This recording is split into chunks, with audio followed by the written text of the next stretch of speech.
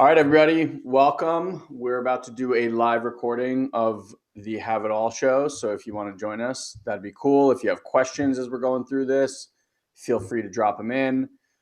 You can probably see there's the three of us today, which is awesome. And our guest today is Glenn Livingston. So first of all, Glenn, welcome to the show. Thank you. It's great to be here. Yeah, Glenn and I, we were rapping. We always do pre-interviews before we actually do the live calls, and we were rapping, and we had such a good time chatting. I was like, oh man, we can take this conversation in so many different ways. So I'm excited to see what comes out of this today. Before we jump in, Glenn, I would love for you to share your story because you've kind of been and done so many different things. So just so people know a little bit about you. Okay. Well, the short version is that I'm a psychologist by training, child and family psychologist by training. And I am also a former binge eater. And because I never had kids and never commuted, my ex-wife traveled for business. I did a lot of consulting for industry, among them big food companies and big pharmaceutical companies. And I'm not really proud of that. I made a lot of money, but I felt like I was on the wrong side of the war. And it's part of my story. It's part of how I got here.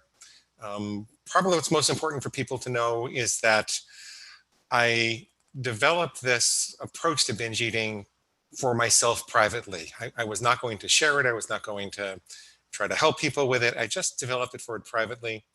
And I did that because I'm a big guy. I'm 6'4". I'm kind of muscular, a little muscular. And from the time I was 17, I figured out that if I worked out for 2 or 3 hours a day, I could eat anything I wanted to. And I didn't think this was a problem. 2 boxes of pizza, a box of munchkins, a box of muffins, a box of chocolate bars. I would eat the whole pizza. I wouldn't eat the box, but that was about it. And if you happen to stop at a 7-Eleven in my neighborhood, you probably would find they were out of Pop-Tarts and out of pretzels and everything like that. So I had a really serious problem. It didn't seem like a problem at first, but when I was 22 or 23 years old and I was married and I was commuting 2 hours a day to go to graduate school and I had patients and my wife, God forbid, wanted to talk to me sometimes. I didn't have the time to work out like that, but I found that the foods had a life of their own.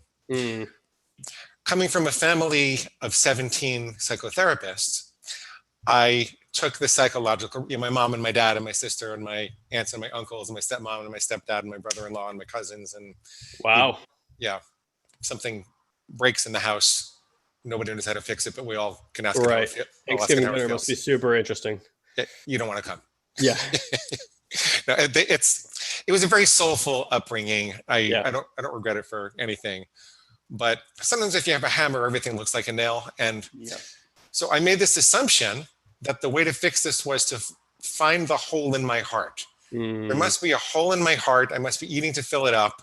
If I can fill up that hole in my heart, then I'm going to stop wanting to eat so much. And I went to the best therapists, probably in the world, because I was in and around New York City and my family had all these connections. I went to Ovaries Anonymous. I went to see a psychiatrist. I took medication.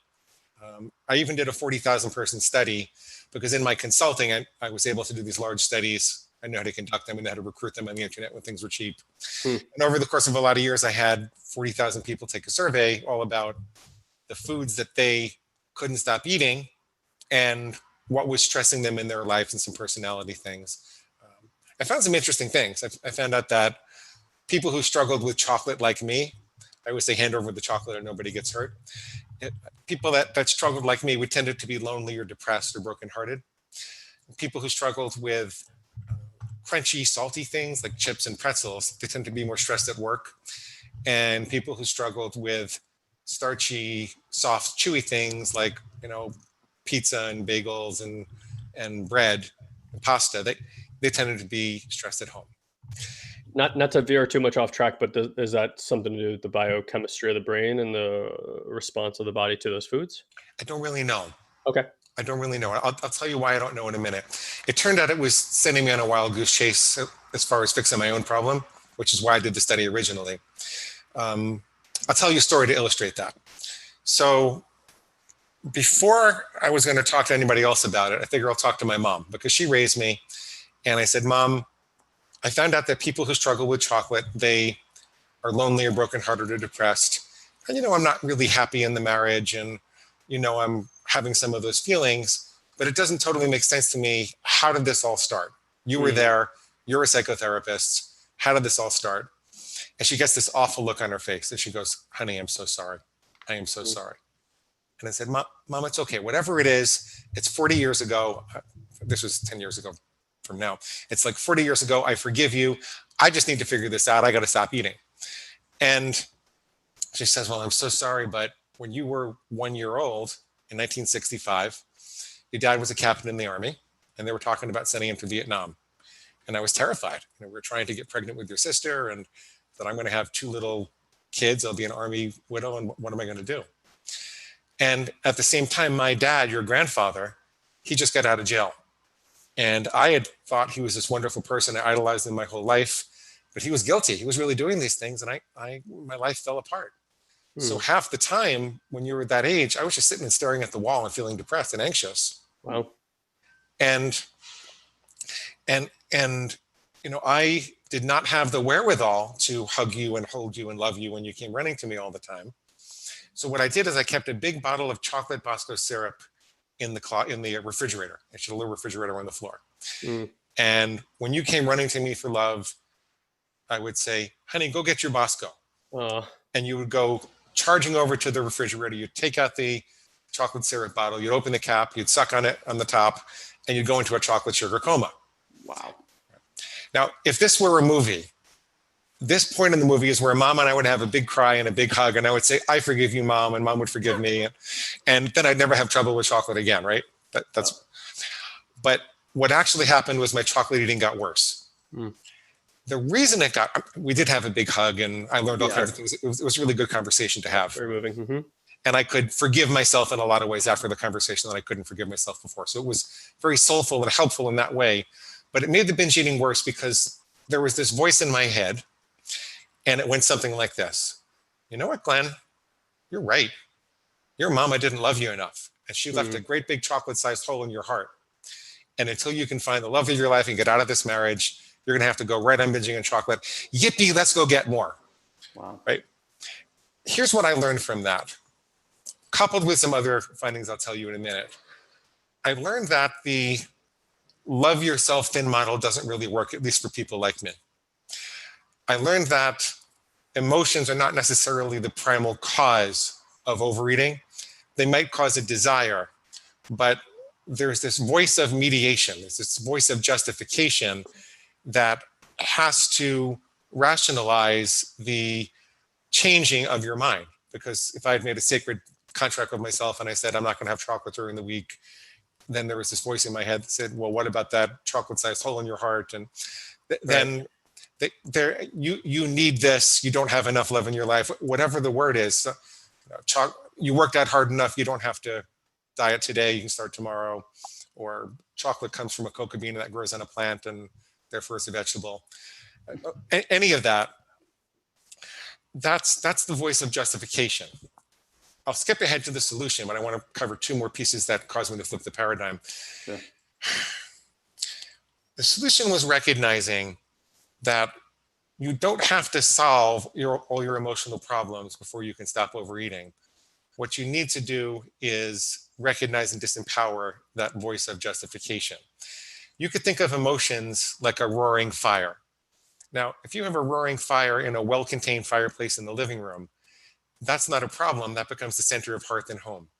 People gather around it. They make memories. They talk. They warm. They laugh. You want a roaring fire in the living room. You want those emotions. The problem is if there's a hole in the fireplace. If even one ember can escape, it can burn the house down. And it turns out that that fireplace, the thing that pokes holes in that fireplace is that voice of justification. Sure. And if you can stop it from doing that, then it was just a lot quicker to do that. I also discovered during that period of time, when I looked a little bit into the neurology, that the brain ostensibly has 3 pieces. There's the earliest evolved part of the brain. This doesn't matter if God put it there or it evolved, but I'm more of an evolutionist. So the earliest part of the brain, the primitive part of the brain, the reptilian brain, which is responsible for fight or flight or feast or famine. our emergency responses, when that evaluates something in the environment, it says, do I eat it? Do I mate with it? Or do I kill it? There's no love there. This is the part of the brain that responds to food addiction. This is the part of the brain that generates a perceived emergency and says, you're going to starve if you don't have that chocolate, right? You have to do this right now. Then there's the mammalian brain, which is on top of it. And I'm visualizing it like this for a reason, because it's a little later evolved and it's more adaptive. It says, before you eat, mate, or kill that thing, what impact is this going to have on the people that we love? How is this going to affect your tribe and your relationships and your family? And then there's the neocortex, which I'm grossly oversimplifying this, and a neurologist would take me to task. But basically, it says, before you eat, mate, or kill that thing, what about your long-term plans? Hold off a second there. What about your contribution to society and the kind of person that you think of yourself as, and your spirituality and your music and your art and right. Okay, so here's what I did. I have to cover one more piece. The last piece of it was, because I was doing so much consulting for Big Food, I was privy to the billions of dollars that they're spending to engineer hyper-palatable food-like substances, like concentrations of starch and sugar and fat and salt and excitotoxins that are intended to hit your bliss point, targeting the lizard brain, making you perceive that it's an emergency that you have this, without giving you enough nutrition to feel satisfied. I said, that's an overwhelming force that has nothing to do with what my mother did when I was 1 year old. Mm. Then the advertising industry takes advantage of the fact that people think advertising doesn't affect them, and advertising actually affects you more when you think it doesn't affect you. And they make you believe that this stuff is healthy for you. I was working with a VP of a major food bar manufacturer, which you'd all recognize if I said, which I'm not going to say so they don't sue my ass. But did I just say a bad word? I'm sorry. No, it's okay. You can curse on here. We have the explicit sign next to every podcast episode for a reason. Yeah. Okay, I don't want to bring the FTC down on you. Hasn't happened yet. Where was I? What was I saying? About the company. We're going to be yeah. So the food bar manufacturer, the VP, who happened to be a friend of mine, confided in me. He said, the most profitable thing we ever did was take the vitamins out of the bar. I said, you're kidding me. He said, yeah, they were making it taste worse than they were expensive. So we put that money into the packaging instead. And we made it look healthy, made it vibrant and colorful and shiny. And in nature, a diversity of shiny, vibrant colors is supposed to signal a diversity of available antioxidants and nutrients. Think of a crisp green salad with red tomatoes and blueberries and yellow carrots. There's a reason we respond to color. It signals the available. And so I said, so you're faking us out. And he kind of goes, yeah. So I realized that these were overwhelming forces. Big advertising, big food, the way that the lizard brain worked. There was no love involved with this. And so I tried something really primitive to get a hold of things. And by this point, I'd gotten almost to 280 pounds. I'm about 215 today, I think. I wasn't working out, so there was actually even more fat back then. And this is a little embarrassing, so I always hesitate here. That's okay. As a sophisticated, okay. Yeah. So I'm a sophisticated psychologist. I've done tens of $millions of consulting. I've seen thousands of patients. I've published all these articles. The way that I personally recovered from binge eating was to say, this lizard brain of mine, that's my inner pig. I'm going to draw a really clear line in the sand so that I know the difference between healthy and unhealthy behavior. So I'll say, I will never eat chocolate on a weekday again, for example. Then if I heard a voice in my head that said, you can start tomorrow, you work out hard enough, it's not going to affect you, I would say, that's not me, that's my pig. My pig is squealing for its slop. Chocolate on a Wednesday is pig slop. I don't eat pig slop. I don't let farm animals tell me what to do. Mm-hmm. And that very crude and primitive intervention, it wasn't a miracle. It didn't get better right away. But what it did was it would wake me up at the moment of impulse, and it gave me the option to make the right choice, to remember who I was and why. And I started to look at that voice, which seemed so compelling before. But you can diet tomorrow. It's just as easy. You're not going to gain any weight, which is not true, by the way, because the principles of neuroplasticity, the way the brain works, say that if you reinforce a craving today, you're going to have more of the craving tomorrow. Absolutely. So if you're in a hole, stop digging, right? So it's not easier to diet tomorrow. It's now or never. That's what it's like with cravings. It's now or never. So I said, I don't need to pick stop. I don't let farm animals tell me what to do. And I was able to start making the choice that I wanted to make.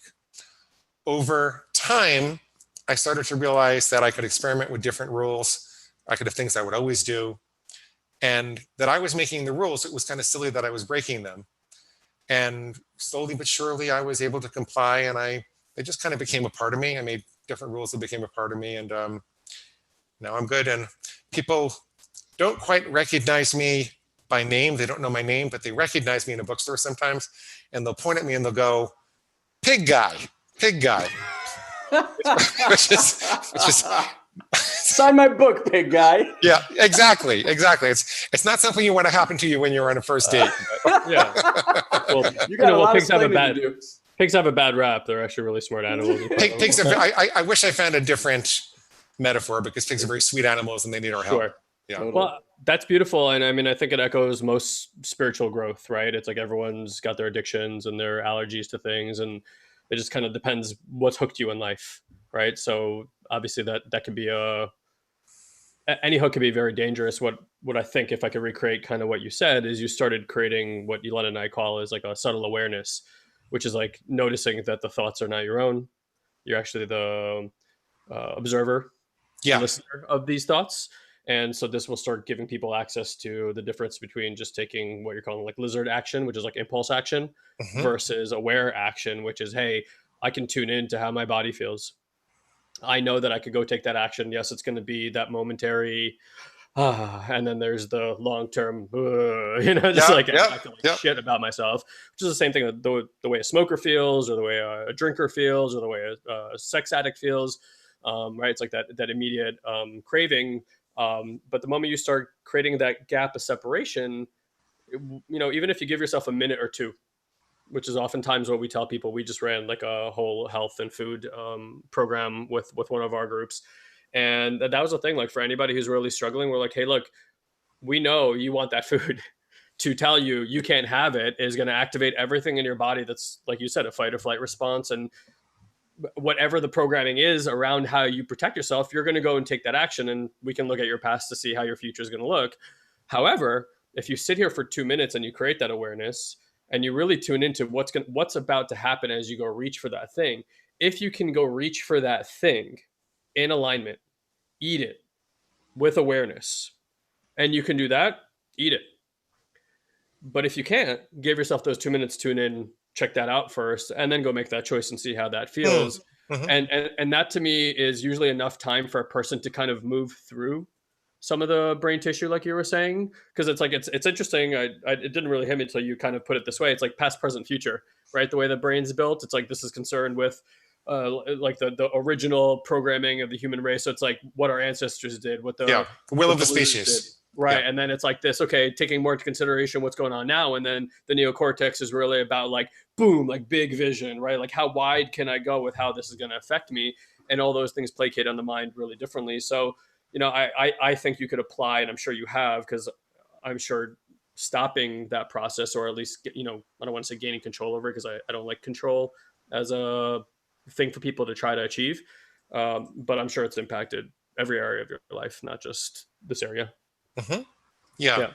There's a subtlety about it as compared to the black and white addictions. People say, well, can you use this for drugs or alcohol? Well, I actually got the idea from a guy who does this kind of thing with drugs and alcohol named Jack Trimpe. He wrote a book called Rational Recovery. But there's some key differences, because you can stop smoking entirely. You could stop drinking entirely. Food is something you have to take the lion out of the cage and walk it around the block a couple of. True. I like that, lion out of the cage and walk them around. Well, you do. Yeah. And because of that, people are more prone to making mistakes. So someone could say, I will never drink again, and they can mean it, and they can actually give up alcohol and never have another sip for the rest of their life. When you do this with food, it's more of a bullseye. And it's important to have a very clear definition of the bullseye so that you're, you know what you're aiming at, and you know by how much you missed it so you can make adjustments. But while you want to commit with perfection, when an Olympic archer is shooting at a bullseye, before they let it go, they are not thinking, maybe I'll make it, maybe I won't. They're seeing the arrow go into the bullseye, right? And what that does is it allows them to purge their mind of the doubt and distraction that would otherwise drain their energy. Because if you're sitting there thinking, maybe I'll make it, maybe I won't, I'll just do the best I can, that's not really the attitude of a winner. If you make a mistake, on the other hand, you're not supposed to shoot all the arrows into the audience or just say, screw it, and shoot them up into the air. You're supposed to take it seriously, analyze what went wrong, make adjustments, and then commit with perfection again. So I say commit with perfection and forgive yourself with dignity. Now, there's not really a strong moral component with food problems. I mean, you could say, well, you might die an earlier death, and you should be taking care of your family and whatever. But in the end, society doesn't really place a very strong moral component on what you eat. If you are killing yourself, it's a very slow death. And so it's possible to recover like this by continuing to get up and shoot at the bullseye and then commit with perfection, forgive yourself with dignity. When you are looking at drugs or alcohol, where one mistake could maim or mutilate someone else, right? Because you're going to get behind the wheel of a car and drive away. You can't really be that soft on yourself and say, well, commit with perfection and forgive yourself with dignity. You really need to make a solemn commitment, kind of like a marriage commitment. It says, I'm not going to do the best I can. I'm stopping because I'm going to hurt somebody if I don't. Sure. So I don't typically try to go after drugs and alcohol with this technology myself. I refer them off to Jack Trimpe or one of the other people that does that type of thing.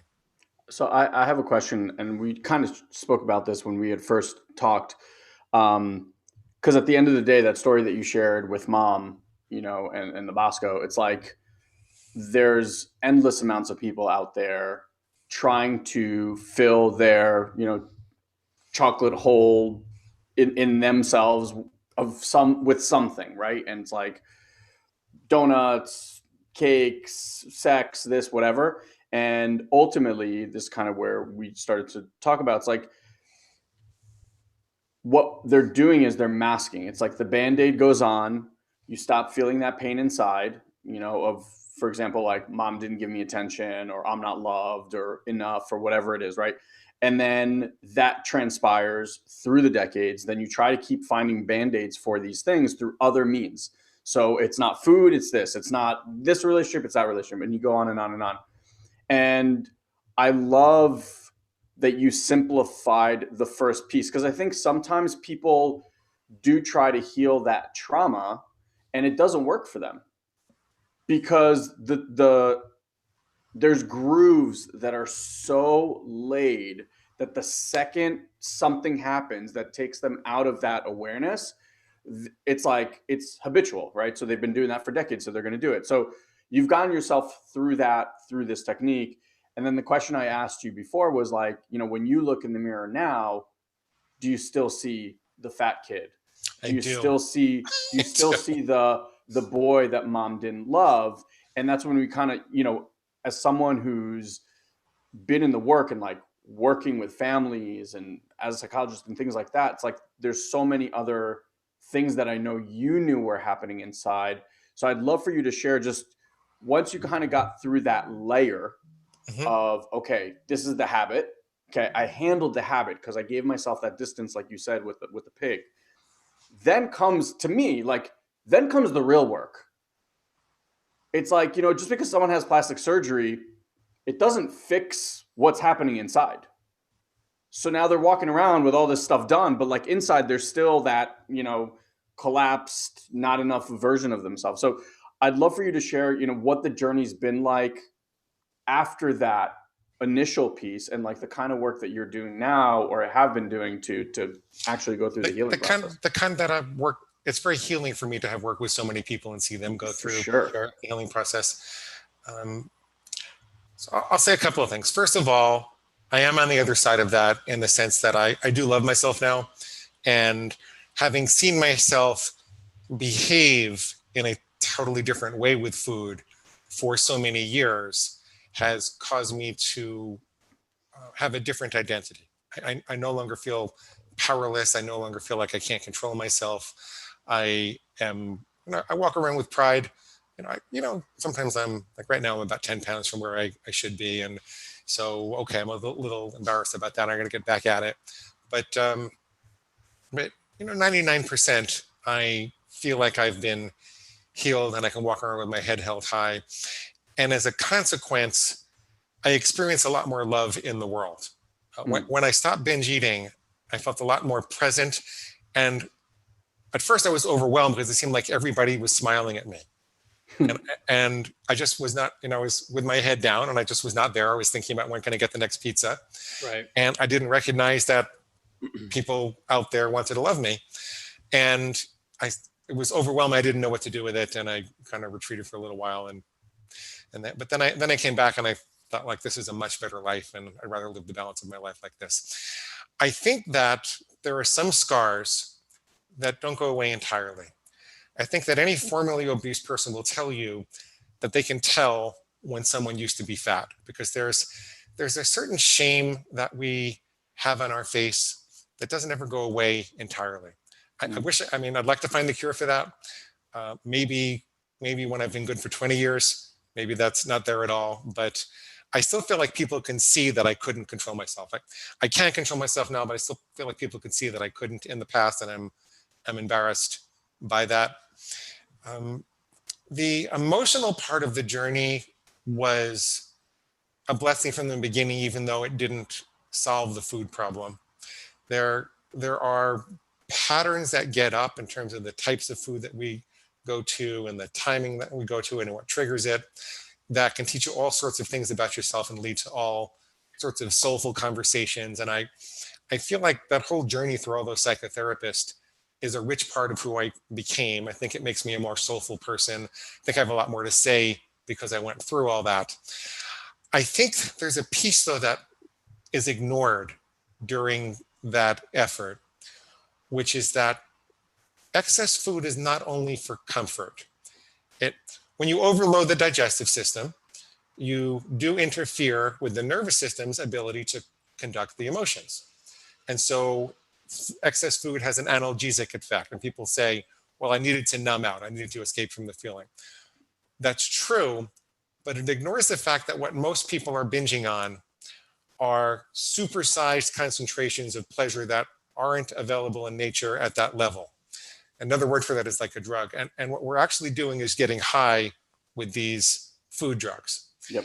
And I think that the reason I want to include that in the paradigm is because if people think that they are only eating for emotional reasons, it's really easy for your pig to start taking advantage of that and say, please feed me. I'm so sad, and I'm so mad, or I'm so tired, and the only thing that's going to make a difference is some slop. Just give me some chocolate. I think it's really easy for the pig to do that, and most people don't want to perceive themselves as a drug addict. So I like to remind everyone that we're actually getting high on these things. The other thing I want to remind everybody of is that you will perceive that there's no way out. You will believe that there's no pleasure in life besides the chocolate. The reason for that is a phenomenon called downregulation of the nervous system. If you present a supersized stimulus to your nervous system repeatedly, if you overstimulate the pleasure system, your brain and your taste buds have to cool their reaction. The same phenomenon where in graduate school, at first I slept in Astoria, Queens, right underneath the subway, and I couldn't sleep for 2 weeks because I just kept hearing the subway. But the third week, I didn't hear it at all. Because my brain said, okay, that's an expectable stimulus. There's no value in responding to that. I've got to downplay it. People get to the point with the sophistication of the hyperpalatable food-like substances these days, they get to the point that they almost can't experience any pleasure at all without the supersized stimulus. And so everybody says, I can never lose weight because I hate fruits and vegetables. No, you hate fruits and vegetables because you're flooding your body with these supersized stimuli. If you let go of that, if you don't have chocolate for a month, by the end of that month, your taste buds will probably have doubled in sensitivity. You'll be able to start getting pleasure again from what nature has to offer. At this point, I evolved to where I just didn't want to have chocolate at all. It was just easier. At this point, I can tell the difference, the subtle difference in flavor between a Gala apple and a Fuji apple and a delicious apple, and I have my favorites and I have the ones that disappoint me. I had no idea what that was, years ago. You're not supposed to believe me about this. You're just supposed to try it and see what happens. Sure. Your pig will be saying this is impossible and get this idiot doctor off of this show. He's got a pig inside of him anyway. So. I got a chocolate eating pig too. Yeah. We had a really incredible guest on, I don't know, maybe like a few months back, a naturopathic doctor.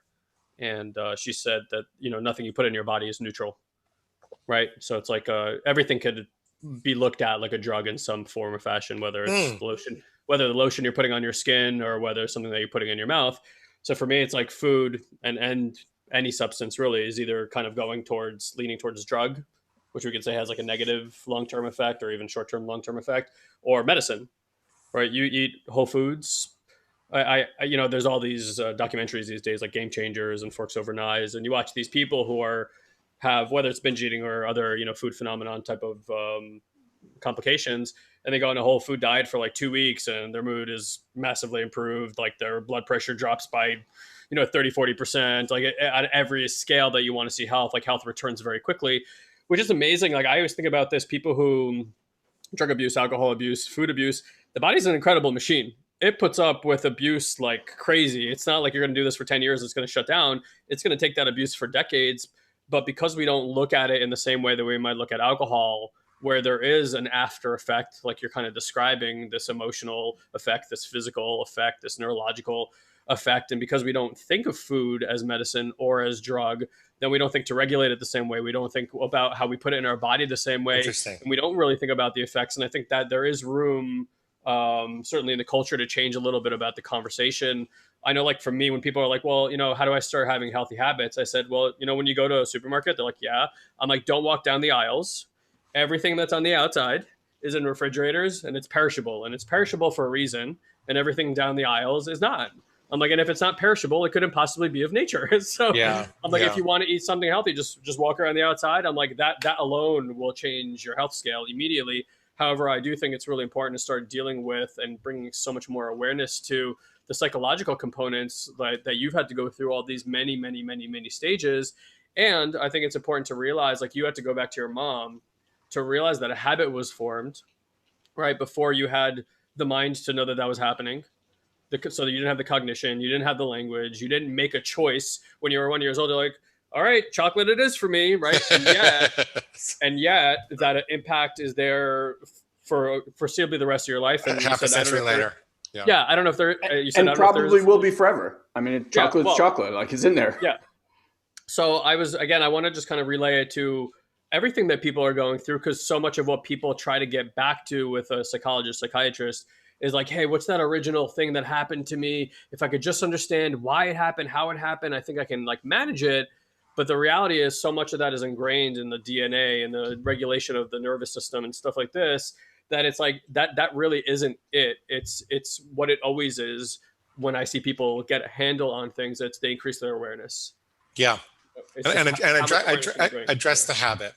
And if you're interested in what happened to you, when you stop the behavior, you'll be more likely to remember different pieces and components. Right. Oh, yeah. I love that.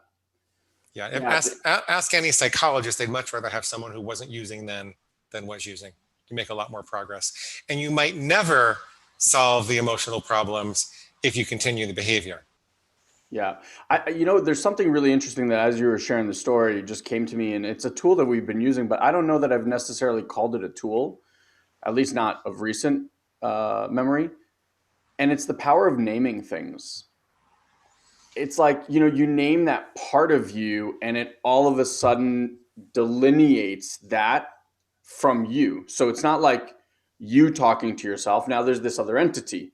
And I know that for Guy and I, like, we've started naming everything. Like there's inside of me, there are hundreds of parts. There are parts that I call the judger and the manager and the inquisitor. And it's really profoundly helped me realize that, yeah, I'm this entity, and inside of this entity, there's all of these other parts, some that are trying to protect me and some that are trying to help me and some that are trying to, stop me from doing stupid shit. And like, the more we see them and integrate them into the whole has been incredibly helpful.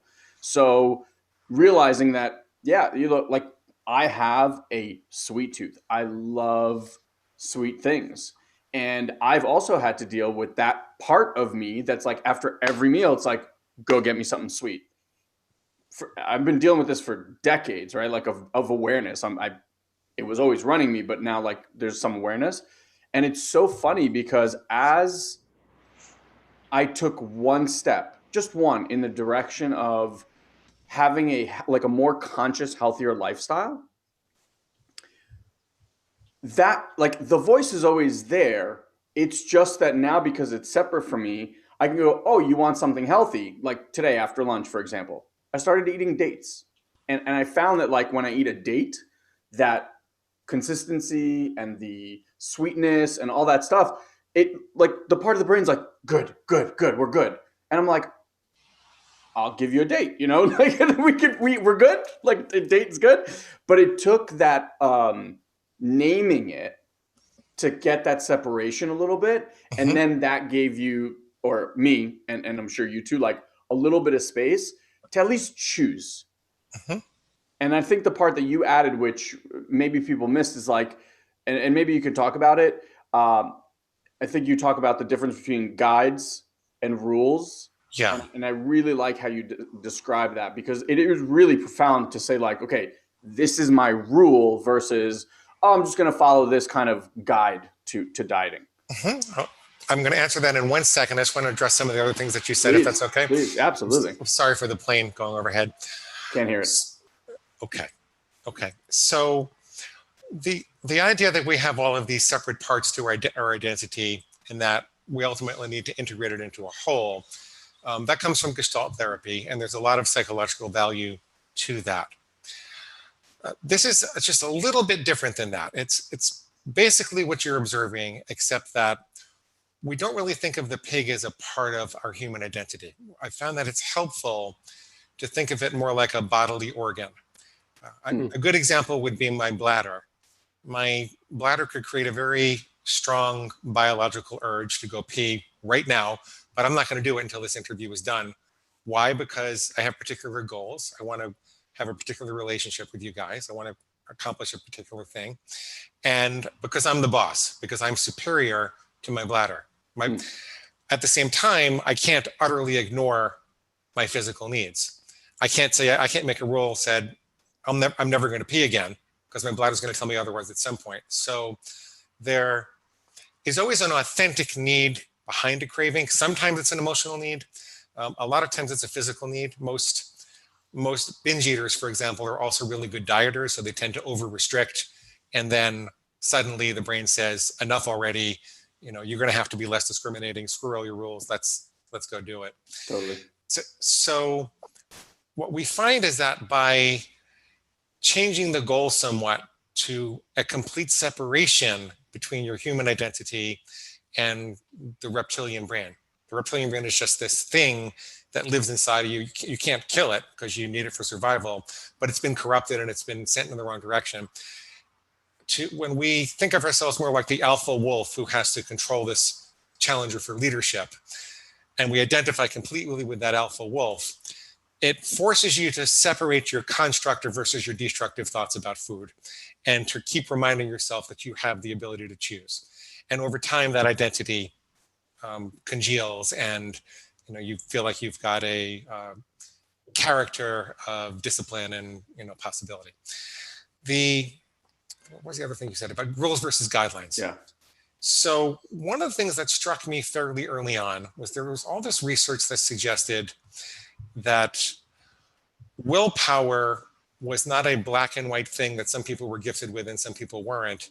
It was more like gas in your tank, and that there were things that put gas in the tank and there were things that wore it down. One of the biggest things that wore down your willpower was decision making, not just decisions about food. People have trouble resisting marshmallows after we get them to do math problems. If you make them do their email before you offer them marshmallows, then we're likely to take marshmallows after they did their email because they were deciding, do I reply? Do I report this to spam? Do I delete it? Do I defer it? Do I delegate it? There's brain juice that's being expended while you do that. And it's part of your willpower for the day. So the standard advice about eating is to eat well 90% of the time and indulge 10% of the time. Eat when you're hungry, stop when you're full, that kind of thing. The problem with that, although it's very good in theory, it's a great guideline, it's kind of a North Star, it requires constant decision making. If I'm going to avoid chocolate 90% of the time, but have it 10% of the time, every single time I'm in Starbucks and there's a chocolate bar on the counter that's got my name on it, I've got to make another chocolate decision. I could accomplish the same thing, 90-10, by saying, I'll only ever eat chocolate on the last 3 days of the calendar month. Then all of my chocolate decisions have been made all month long, and I'm in a much better position. This is the reason that I regularly work with people who tell me their whole life they haven't been able to have one piece of bread when they go out to dinner because they just go to town. It leads to a really long binge. And I'll say, well, okay, first of all, there's no doctor out there diagnosing a bread deficiency. So if you don't want to have bread, that's okay. You're not going to die of not having bread. But if you really want to be able to have some bread in your life, then what if we plan the whole thing out very specifically? Exactly how many pieces of bread are you going to have? What are you going to have it with? How are you going to know when it's done? When are you going to stop?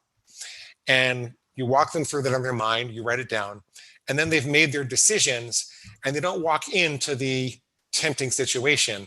And a restaurant is utterly and completely designed to tempt your pig. It's utterly and completely designed to overwhelm your better judgment.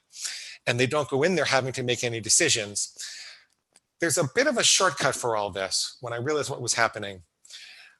When you're creating these rules and living with them for a while, and eventually they become part of you, it's more like you're becoming the kind of person who doesn't have chocolate more than 3 days a month, right? Or you're becoming the kind of person who never eats bread. It becomes a part of your character. Yep. And character trumps willpower because your decisions are made for you. And if you think about it, we all live by unwritten rules that control our behavior in day-to-day situations. We never kick policemen in the tushy. I guess some people do, but 99% of us don't kick policemen in the tushy. We're not those kind of people. We are law-abiding citizens. That's the kind of people we are. You walk into a diner and there's a $10 bill on the table because the waitress hasn't seen her tip. And she says, I'll be right back. I have to get the menu. You don't take that $10, even if there are no windows and nobody up front that's going to see you take it, because you're not a thief. You never sat down and wrote that down on a piece of paper, but you think of yourself as someone who wouldn't take money from someone else who worked hard for it. You can do the same thing with food. And what I've discovered is by doing the work, it's a little bit of thinking work. You got to do it for a couple of months and kind of sort it out. By doing the work to make those rules explicit and figure out exactly what kind of person you want to be. And nobody can tell you. I'm not going to tell you to have bread or not have bread. I'm not going to tell you to go on I'm a Whole Foods plant-based person, but I'm not going to tell you to do that. A lot of people want to do low carb and you're the one who has to decide. You have to gather the information. We live in a free society. You decide, and you write down exactly what that is. What kind of person are you going to be? You say, I am becoming that kind of person. You make a mistake. Okay, well, everything worthwhile requires making mistakes and getting back up and trying again. Mm-hmm. But this is the kind of person I want to become with food, and they do it. They do it over time. Yeah, I mean, even for me, like as I started to feel like alcohol was impacting me, even a glass of wine a night or a beer a night, I'd wake up the next day and I just wasn't feeling well. I wasn't feeling sharp. I wasn't feeling clear. And for the kind of work that we do, I wanted to be here fully present, like fully available for the people that we get to work with. And I just started to notice that it was impacting my sleep, how I woke up, etc. And so at the time, I just made a rule, and I was like, I don't drink during the week. Yeah. And it didn't matter. Like, I went out to dinners. I didn't go out to dinners. I was home. I don't drink during the week. See, sometimes people just grow up around things and they say, life is not one big party. There's all this really cool food. There's all this really cool substances that make me feel great for a while and awful later on. At some point they say, you know what? I like the way I feel better when I'm, doing some exercise, getting a better night's sleep, being able to get up and study in the morning. And I don't want to do that anymore. I'm just going to do it on the weekends. I'm a grown up now. I'll live with the memories. I had some good times, but the party was in my youth, and youth is wasted on the young, and I'm just going to go forward. Yeah. People grow out of it. Yeah. I think anything, especially this kind of big shifts, there's also, you're just dealing with a lot, like decades and decades worth of neurological patterns and pathways that you got to give yourself a little patience and a little bit of grace as you're going through it, because you're working against a machine that's, like to use that analogy of, the pathways are like super highways. So it's like super easy for your brain to just be like, hey, piece of chocolate, that's going to make this thing go away. Yeah. It's a lot more difficult at the beginning. It's like going up some jungle clunky, back muddy road to just pause and be like, okay, wait a second. Right. So there's going to be that little bit of gap. And this is true for anything that we do, whether it's like starting to work out, working on your business, making changes in your relationship, things like that. There's always that part. And so I think a lot of people have this delusion like, oh, I'm going to do this for a week and then it's going to be fixed. Or, oh, I'm going to read this one magical thing in this one magical book. Just tell me which book and I'll read it. And then my life is going to all work out. And there's just something to it. It's like, that question that I asked you before, which is like, after all this time, do you still look in the mirror and see the fat kid? And you said yes. And I think the majority of people who have lost weight would say so. And that too requires patience and grace to be able to slowly have the mind catch up to what happened in the body. It just takes time.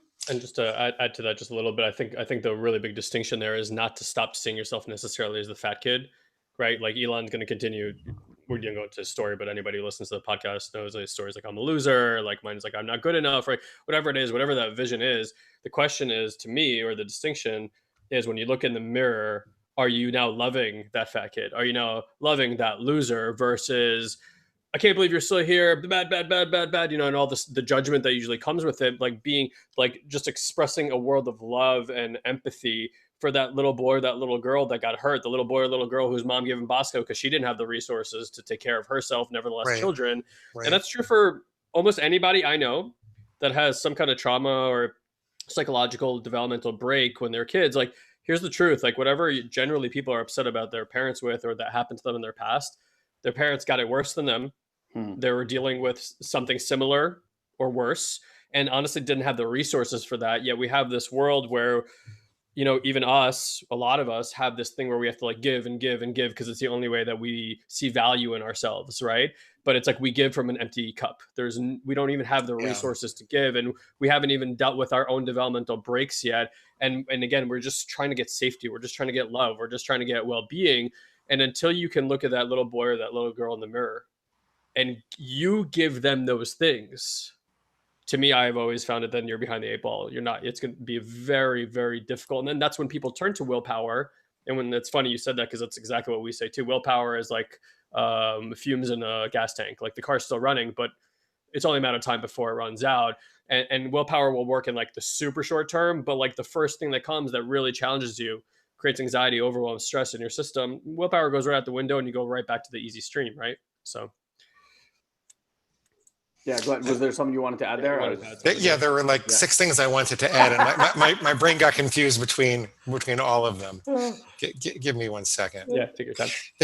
I wanted to share a mantra that I use because there's another piece of this. My body image is much different than it was 15 years ago, but I do still see the fat kid in the mirror. What I tell myself now is that feelings aren't facts. And I try not to fall in love with the feelings. If I evaluate myself, realistically, so I've got a tiny little belly, I'm not perfect, but I'm a decent looking guy. I know how women respond to me. I know how men respond to me. I know that factually, I'm not this gross, disgusting guy that I used to feel like I was. And the truth is, I was never really that gross and disgusting. You know, I could put on a suit and look decent, and I wore it well because I'm kind of tall, but I felt really gross and disgusting. Feelings aren't facts. And so I softened my superego. I softened that self-critical voice by saying, I'm not going to wait until I feel like I'm a, you know, tall, thin, good-looking guy. I'm just going to act like one for now because I know that feelings aren't facts. And what's realistic in this situation? Even if I don't feel it, how should I act? And I just do that. And then my body image catches up 6 months later, a year later, 2 years later. It takes a while. Now, when you work with people as a psychologist, like, is this something that you work with them on, or is it, I think you said you deal more with like family situations? Oh, well, I don't really see patients anymore. First of all, I'm not licensed in Florida. I'm licensed in New York, but I offer what I have to offer as coaching, and I largely focus on the very practical aspects of constructing a food plan that people can live with and that helping them when they fall off. I don't really delve deep into the past with most people anymore because I find that it's faster. You know, it can take 5 or 10 years of solid psychotherapy to overcome depression and scars. And there's some scars that are always there. I think that's extraordinarily valuable work, but I've discovered that I can help people fairly quickly with their food. Yeah. And then, you know, if people want to talk to me about some other things and I explain to them that we have to do it as a coach because I'm not licensed down here, then I do that. I still like to have those conversations. Yeah. But, it's not my focus. No. You seem very well versed in it, which is why I asked. Beautiful, bro. Was there any other questions or things you want to share? You're talking to the other guy, right? Yeah. The other guy. Okay. Literally the other guy. Okay. No, I'm good. Yeah. I mean, I love it. I appreciate the honesty. Even the pig thing, I don't feel any shame around that. I think it's valuable for people to hear. I'm the last thing I actually did want to ask you. I'm curious. So are you are you hard now? Like hard stop on chocolate? Like, do you never have it, or is it? I haven't had chocolate in years. It looks like a big bag of chemicals to me. Wow. Yeah. And is it kind of like the Alcoholics Anonymous thing? Like if someone gave you chocolate, you feel like it would be a slippery slope for you? I'm not afraid of it anymore. Okay.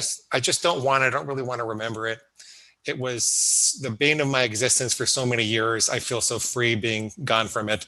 But it's not something that I have to say, well, you know, God grant me the ability to abstain another day. It's just like, I'm not the kind of person who eats chocolate. I know that I never will. That's my past. That's in the past. And then the last thing I just want to say to the audience, and you can fill in the gaps on this too if you feel like you want to. I had a very skewed view of binge eating, not prior to today, but just in a generality. I have a very good friend who has a very large company that helps women specifically with binge eating. And then I was ironically traveling last year to Austin, Ilan, when we went to SFM, and I got in this airplane, and there was a girl on the airplane that happens to be in my local community, but we never really connected. And when we went to go have lunch, she kind of opened up to me and explained to me about binge eating. And to me, binge eating is like you just overeat, you know, like binge drinking. But she expressed like a really different story about binge eating. And in short, it was kind of like she actually starved herself most of the time. Like she was almost anorexic. And then she would hit this like wall, and then she would actually go to the supermarket and buy like, you know, extraordinary amount of food. Like she'd eat like 2 frozen pizzas and like a gallon of ice cream in like a single sitting. And then she would just vomit basically from the food. And this was like her way. So, you know, I'm saying this because if you're listening and you're like, oh, that's not really me. It's a pretty broad spectrum in how people approach food and maybe what people are calling binge eating. So I just wanted to throw that in the mix because for me, that was like a kind of a wake up moment. Like, it's not just people sitting down and gorging and being heavy set. Like she was a very thin, in shape woman who still had these like psychological issues that food really trapped her in. So I want, if someone's listening to this, to kind of give them the more broader appeal that, hey, if you do want to talk to Glenn about what it's like, you might fit some of the categories. Yeah. Thanks. This actually works for plain old overeating. in some ways better. It's just that people don't always have the motivation to do it if they're not too bothered by the impact of a little overeating or eating beyond your own best judgment. But it's an interesting way to structure your mind. It eliminates the obsession about food, because if you find the difficult trigger areas and you make decisions about them beforehand and you stick to that, eventually there's nothing to decide. And like a prisoner that's given a life sentence, we don't crave things that we're never going to have. It goes away after a while. Your pig will tell you you're going to be tortured with cravings forever, but that's kind of like a prisoner that's been thrown behind bars and given a life sentence. They're going to fuss for a while, see if they can escape. When they realize that they can't, they're not going to. It's a waste of energy. The brain doesn't want to do that. Yeah, it's interesting. The first time I kind of got to myself to this and like seeing all these different aspects that are wanting and craving certain things, I did the master cleanse for 10 days where you're drinking that just like liquids. And it's really interesting because at no point are you hungry. Like there's zero, anytime you're hungry, you just take like another sip of it and the hunger goes away. So I'm walking through my house at different times. And because at different times or different environments, my mind was used to having certain experiences, it would just go on loudspeaker and be like, go get me that snack. I'm like, I'm not hungry. Go get me that snack. I'm like, I'm not hungry. Get up off this couch and go get me a cup of that snack. I was like, what is happening right now? So it's really fascinating, I think, to be able to do this work and just kind of get a handle on where those addictions come from and how they operate, and at least give yourself the choice to make different choices in your life that can sustain you healthily for the rest of your life. So a lot of this is just codified common sense. It's a lot harder to hear that common sense when you're in it. So it's like, when you're in it, you need to kind of take that step back. Glenn, thank you for sharing this, and thank you for sharing your journey more specifically. Thank you. With the world and with our listeners. And if anybody wants to connect with you, where can they do that? Oh, well, if you go to neverbingeagain.com and you click the big red button, you can get a copy of the book for free in Kindle, Nook, or PDF format. You can also get a set of food plan starter templates for any dietary philosophy, whether you're keto or whole foods plant-based like me, or point counters or calorie counters. We thought through some starter rules that you might want to consider. Cool. And because this is such a weird philosophy in theory, I recorded a whole bunch of sessions, and I thought people would want to hear that. That's also free. And that way you can see how people are feeling hopeless and confused when they start, and they feel empowered and hopeful when they're done with just one session. It's actually a very compassionate thing. It makes you love yourself more. Some people think I'm calling them a pig or trying to get you to call yourself a pig, and that's not the case. This actually increases your sense of mastery over your impulses. It increases your self-esteem. And it's all at neverbingeagain.com. Click the big red button. Awesome. Thank you so much. I just had this image, Glenn, of like someone getting on a session with you, and for 20 minutes you're just standing at them like, you're a slopping pig. Yeah. I doubt it looks like that. No. People are surprised. I'm actually kind of a soft, gentle soul in the sessions. Yeah. I was just about to say the same thing. I'm like, Glenn's a very sensitive being who would never. That just does not seem like that would align for him at all. It was like that. It was like that video where it's like, stop it. You probably saw that video. Yeah, with Bob Newhart. Yeah, it's like, stop it. Yeah, it's like really simple. The book is awesome. It's a really easy read. Will have you thinking and asking questions, and highly recommend it. Glenn, as always, thank you for being here. Guy, thank you for being here as well. Fun to be with you on these, and check them out. And we'll see you guys on the next podcast. Have an amazing week, everybody. Thank you both for having me. Our pleasure. Much love to you and yours.